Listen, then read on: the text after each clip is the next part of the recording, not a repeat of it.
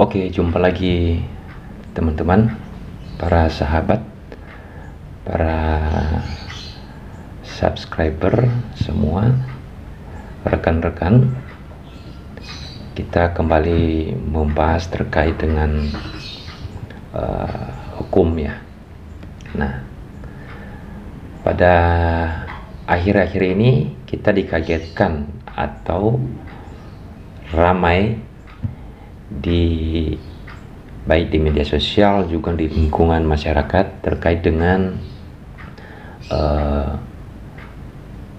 OTT seorang pejabat, yaitu OTT Bupati Bogor, jika unsur-unsur di dalam Kitab Undang-Undang Acara Pidana atau undang-undang lain tidak terpenuhi, maka operasi tangkap tangan yang dilakukan tersebut adalah tidak sah.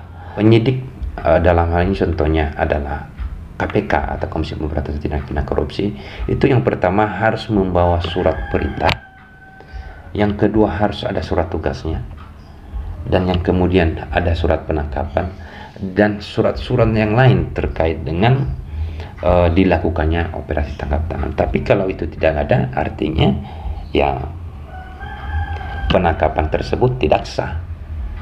Ya artinya penyidik melakukan kesalahan dalam melakukan penangkapan seseorang. Sesuai dengan informasi yang tersebar atau yang beredar di media sosial itu adalah tidak di saat adanya suatu tindak pidana gitu ya. Adanya suatu tindak pidana, artinya dalam berita tersebut adalah tetap menyuap ya. Nah, tidak pada saat serah terima suap tersebut. Nah, seperti apa dalam OTT tersebut? Apakah ada pelanggaran SOP gitu? Nah, atau tidak terpenuhi unsur yang tadi yang saya sebutkan, harusnya tidak boleh gitu ya. Itu artinya ada pelanggaran SOP gitu ya dalam melakukan penangkapan tersebut. Karena di media sosial juga kan ada bahwa Bupati Bogor menyatakan bahwa saya dipaksa untuk bertanggung jawab atas perbuatan atau ulah anak buahnya. Nah, kalau begitu apakah itu jadi pertanyaan, apakah di sana merupakan turut serta? Apakah di sana karena sebagai pemimpin yang kemudian ditetapkan sebagai tersangka? Ini harus diteliti benar ini ya kan. Kalau memang unsur-unsur itu tidak terpenuhi, ya harusnya KPK sudah tidak boleh menetapkan seseorang yang tidak terbukti gitu. Nah, kalau mungkin dijadikan saksi ya yang wajar lah ya, karena harus wajar karena sebagai pemimpin harus memberikan keterangan ya terkait dengan adanya suatu tindak pidana. Nah, tapi kalau langsung ditersangkakan itu juga jadi pertanyaan ya. Jadi terkait dengan OTT, apakah yang harus kita tahu dan apa itu artinya OTT? Nah, seperti apa dasar-dasarnya secara hukum yang ada di Indonesia? Nah, secara sederhana kita pasti ngerti OTT. OTT itu operasi tangkap tangan. Nah, kita semua pasti sudah tahu apa yang dimaksud dengan operasi tangkap tangan. Jadi seseorang dilakukan penangkapan pada saat itu juga gitu ya. Nah, dalam hal ini kalau kita mengacu pada Kitab Undang-Undang Hukum Acara Pidana, dapat kita lihat di dalam pasal 1/19 bahwa menyatakan tertangkap tangan adalah tertangkapnya seorang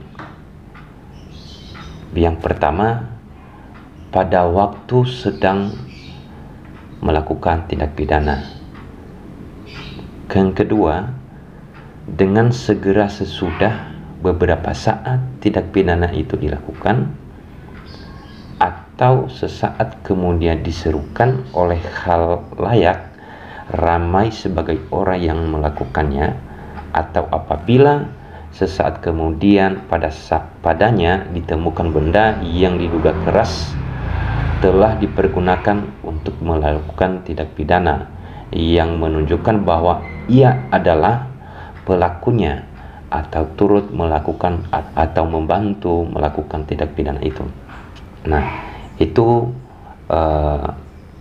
di mana dalam pasal 1 butir 19 Kitab Undang-Undang Hukum Acara Pidana itu telah menjelaskan yang dimaksud dengan tangkap tangan, ya. Kemudian di dalam pasal 1 ayat atau butir 19 tersebut, apa aja unsur-unsur yang ada yang harus terpenuhi secara hukum, ya. Yang pertama adalah yang tertangkapnya seorang, artinya ada orang yang tertangkap gitu. Jadi ada orang yang tertangkap. Itu dulu, ada orang yang tertangkap yang pertama.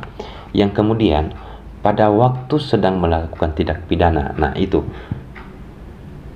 pada waktu sedang melakukan tindak pidana, artinya orang itu tertangkap saat sedang melakukan tindak pidana.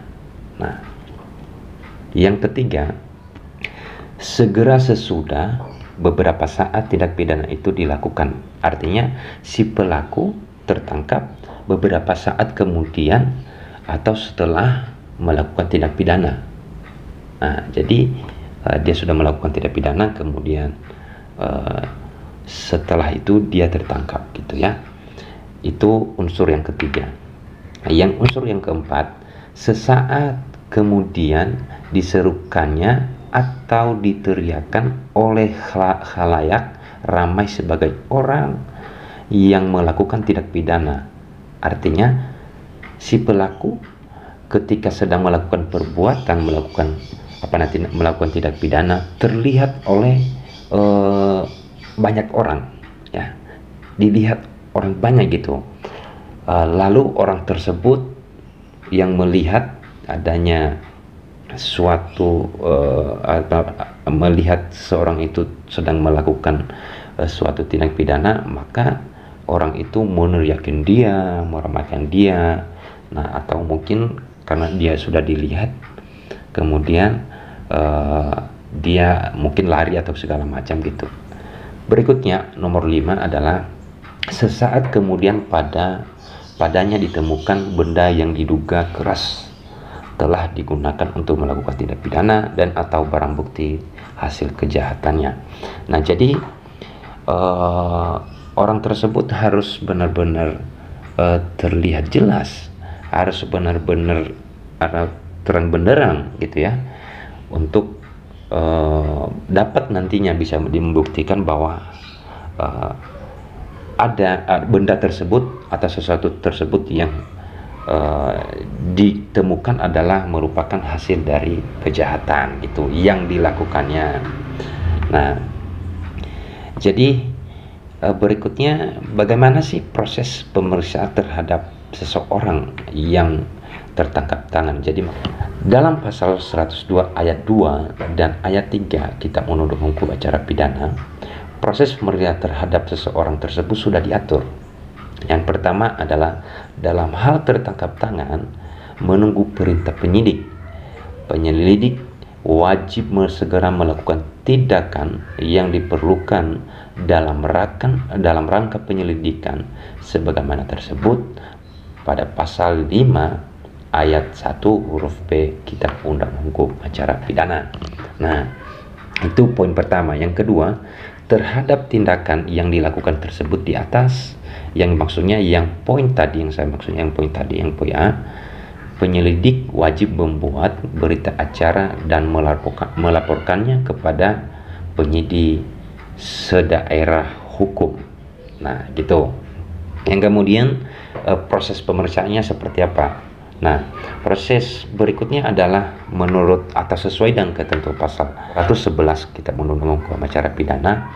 Pertama adalah dalam hal tertangkap tangan, setiap orang berhak Sedangkan setiap orang yang mempunyai wewenang dalam tugas ketertiban, ketenteraman, dan keamanan umum wajib menangkap tersangka guna diserahkan beserta atau tanpa barang bukti kepada penyelidik atau penyidik.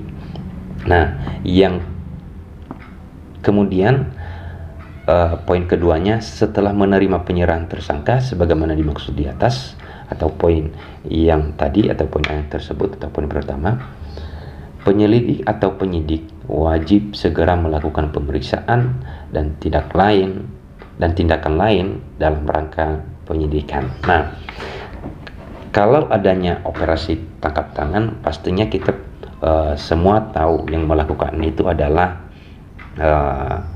KPK atau Komisi Pemberantasan Korupsi.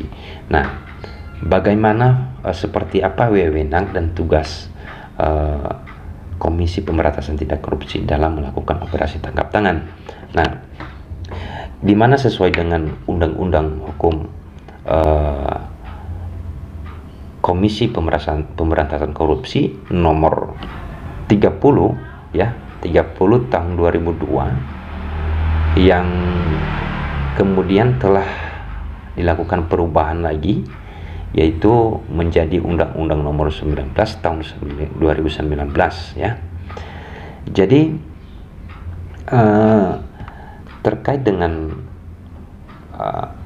wewenang atau fungsi atau tugas yang dilakukan oleh Komisi Pemberantasan Tindak Pidana Korupsi itu sudah ditentukan di dalam pasal 12 ya. Di dalam pasal 12 Undang-Undang nomor 19 tahun 2019 tentang perubahan Undang-Undang nomor 30 tahun 2002. Nah, di mana di sana dijelaskan bahwa yang pertama adalah dalam ayat yang pertama, dalam melaksanakan tugas penyelidikan dan penyidikan sebagaimana dimaksud dalam pasal 6 huruf E, Komisi Pemberantasan Korupsi berwenang melakukan penyadapan. Komisi Pemberantasan Korupsi itu mereka punya wewenang untuk menyadap ya, melakukan nyadap. Nah, bagaimana dalam melaksanakan penyadapan itu? Nah, yang dalam pasal 12 ayat 2 dalam melaksanakan tugas penyidikan sebagaimana dimaksud pada ayat 1, Komisi Pemberantasan Korupsi berwenang memerintahkan kepada instansi yang terkait untuk melarang seseorang berpergian ke luar negeri. Nah, jadi KPK mempunyai wewenang ya untuk melarang seseorang untuk berpergian ke luar negeri. Yang kedua, meminta keterangan kepada bank atau lembaga keuangan lainnya tentang keadaan keuangan tersangka atau terdakwa yang sedang diperiksa. Yang ketiga, memerintahkan kepada bank atau lembaga keuangan lainnya untuk memblokir rekening yang diduga hasil dari korupsi milik tersangka, terdakwa, atau pihak lain yang terkait. Nah, itu yang poin keempat adalah memerintahkan kepada pimpinan atau atasan tersangka untuk memberhentikan sementara tersangka dari jabatannya. Yang berikutnya poin kelima adalah meminta data kekayaan dan data perpajakan tersangka atau terdakwa kepada instansi yang terkait. Yang poin keenam, menghentikan sementara suatu transaksi keuangan, transaksi perdagangan, dan perjanjian lainnya atau pencabutan sementara perizinan, lisensi serta konsesi yang dilakukan atau dimiliki oleh tersangka atau terdakwa yang diduga berdasarkan bukti awal yang cukup ada hubungannya dengan tindak pidana korupsi yang sedang diperiksa.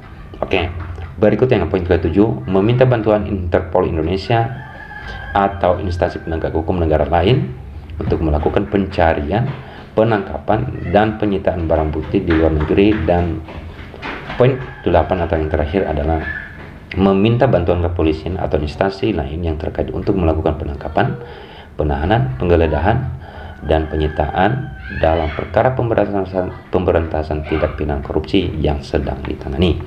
Nah, itu adalah beberapa tugas ya atau kewenangan melakukan proses ya, dalam melakukan proses seseorang yang diduga yang telah melakukan tindak pidana korupsi.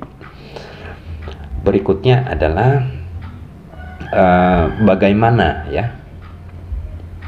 bagaimana seseorang kalau dalam dalam KPK melakukan operasi tangkap tangan, namun dalam operasi tangkap tangan tersebut tidak terpenuhi unsur yang mana saya tadi jelaskan di dalam pasal 1 angka 19 Kitab Undang Hukum Acara Pidana. Maka seperti apa konsekuensinya, atau seperti apa yang terjadi itu. Nah, di mana di dalam undang-undang kalau sudah diatur jika unsur-unsur di dalam Kitab Undang-Undang Hukum Acara Pidana atau undang-undang lain tidak terpenuhi, maka operasi tangkap tangan yang dilakukan tersebut adalah tidak sah. Dan di saat melakukan operasi tangkap tangan tersebut, selain unsur-unsur yang tadi di atas itu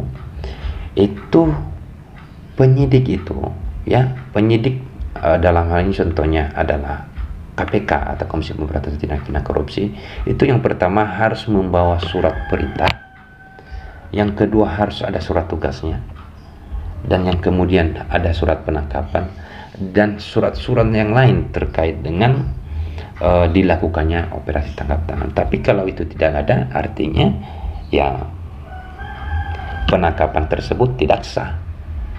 Ya artinya penyidik melakukan kesalahan dalam melakukan penangkapan seseorang. Nah, jadi makanya poin yang saya sebutkan dari awal tadi itu harus benar-benar kita tahu dan harus benar-benar terpenuhi di saat adanya operasi tangkap tangan yang dilakukan oleh KPK, contohnya gitu ya. Jadi kurang lebih teman-teman dari perspektif hukum atau persidangan hukum yang ada di Indonesia, baik itu tadi saya sebutkan dalam Kitab Undang-Undang Hukum Acara Pidana, baik itu di dalam Undang-Undang Tindak Pidana Korupsi itu. Jadi karena akhir-akhir ini kan ramai di media sosial ya, udah ramai dan heboh di lingkungan masyarakat terkait dengan adanya operasi tangkap tangan Bupati Bogor, dalam hal ini itu adalah Ibu Ade Yasin. Namun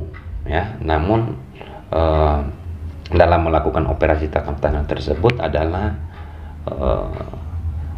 sesuai dengan informasi yang tersebar atau yang beredar di media sosial itu adalah tidak di saat adanya suatu tindak pidana gitu ya. Adanya suatu tindak pidana dalam berita tersebut adalah kita menyuap ya. Nah, tidak pada saat serah terima suap tersebut. Nah, seperti apa dalam OTT tersebut? Apakah ada pelanggaran SOP gitu? Nah, kalau kita dilihat, kalau kita tadi pahami, atau tadi kalau sahabat teman atau teman-teman mengikuti yang saya sampaikan tadi dari awal itu, artinya kalau orang nggak ada terbukti, harusnya ya, atau tidak terpenuhi unsur yang tadi yang saya sebutkan, harusnya tidak boleh gitu ya. Itu artinya ada pelanggaran SOP gitu ya dalam melakukan penangkapan tersebut. Karena di media sosial juga kan ada bahwa Bupati Bogor menyatakan bahwa saya dipaksa untuk bertanggung jawab, atas perbuatan atau ulah anak buahnya. Nah, kalau begitu, apakah itu jadi pertanyaan, apakah di sana merupakan turut serta? Apakah di sana karena sebagai pemimpin yang kemudian ditetapkan sebagai tersangka? Ini harus diteliti benar ini ya kan. Kalau memang unsur itu tidak terpenuhi, ya harusnya KPK sudah tidak boleh menetapkan seseorang yang tidak terbukti gitu. Nah, kalau mungkin dijadikan saksi ya harus wajar, karena sebagai pemimpin harus memberikan keterangan ya terkait dengan adanya suatu tindak pidana. Nah, tapi kalau langsung ditersangkakan itu juga jadi pertanyaan ya. Jadi terkait dengan hal tersebut, terkait dengan berita yang lagi viral di media sosial ini, mungkin masing-masing mempunyai pendapat, dan di sini saya tidak bisa menjawab atau memberikan pendapat lebih jauh, tetapi saya kalau berpedoman atau mengacu dalam undang-undang yang saya sebutkan di atas tanah.